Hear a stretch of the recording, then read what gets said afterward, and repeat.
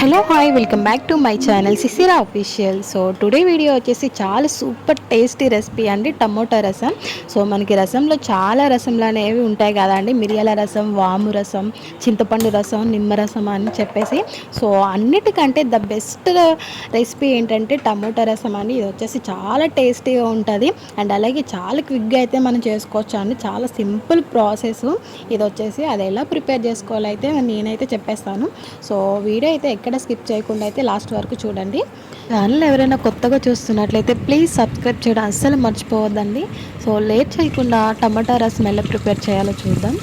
ముందుగా స్టవ్ అయితే వెలిగించి గిన్నెలోకి అయితే ఒక 2 టేబుల్ స్పూన్ అనేది ఆయిల్ అయితే వేసుకొని దంచిన వెల్లుల్లిపాయ అనేది వేసి ఆయిల్లో బ్రౌన్ కలర్ వచ్చే వరకు అయితే ఫ్రై చేసుకోవాలండి, లో ఫ్లేమ్లో పెట్టి. ఇలా వెల్లుల్లిపాయ వచ్చి ఆయిల్లో ఫ్రై అయినాక నెక్స్ట్ వచ్చేసి కరివేపాకు ఇంకా తాలింపు ఐటమ్స్ అన్నీ వేసుకోవాలి. ఆవాలు, ధనియాలు, కొద్దిగా సాయి మినపప్పు, జీలకర్ర, ఎండుమిర్చి ఇవన్నీ వేసుకోవచ్చు అండి. సో మన ఇంట్లో ఉన్న వాటితోనే మనం టమాటా రసం అనేది ప్రిపేర్ చేసుకోవచ్చు. చాలా తక్కువ టైంలో 5 మినిట్స్లో మనం టమాటా రెసిపీ అనేది రసం అనేది ప్రిపేర్ చేసుకోవచ్చు అండి. తాలింపు అంతా ఆయిల్లో ఫ్రై అయ్యేలోపు మన టమాటా ప్యూరీని అయితే ప్రిపేర్ చేసుకుందాం అండి. సో టమాటా ముక్కల్ని అయితే తీసుకుని గ్రైండ్లో అయితే వేసుకొని చాలా ఫైన్గా గ్రైండ్ చేసుకోవాలి ఈ విధంగా. సో ఇలా గ్రైండ్ చేసుకున్నది తాలింపు అయిన దాంట్లోకి అయితే వేసుకుని బాగా కలుపుకోవాలి ఈ విధంగా. సో ఇలా కలుపుకున్నాక కొద్దిగా అయితే మనం పసుపు అనేది ఇందులోకి వేసుకోవాలండి.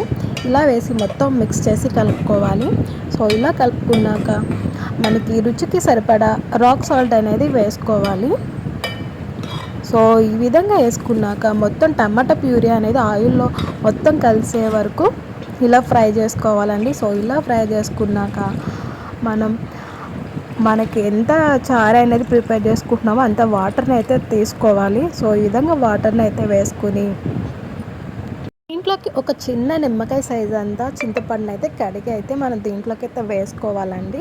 సో మనం ఎంత పులుపు అనేది మనం టేస్ట్కి ఎంత తీసుకుంటామో సో అంత చింతపండుని అనేది మనం దీంట్లోకి అయితే వేసుకోవచ్చు. సో చాలామంది చింతపండు నానబెట్టి రసం అనేది లాస్ట్లో వేస్తారు కదా, సో డైరెక్ట్గా కూడా ఇలా వేసుకోవచ్చు. టమాటా రసంలోకి ఆనియన్ వేసుకోవచ్చు, పచ్చిమిర్చి, ఇంకా రసం పౌడర్ వేసుకోవచ్చు. ఒకవేళ ఇంట్లో ఇవన్నీ లేకపోతే సో చాలా సింపుల్ ప్రాసెస్లో అయితే ఇలా పెట్టుకోవచ్చు అండి.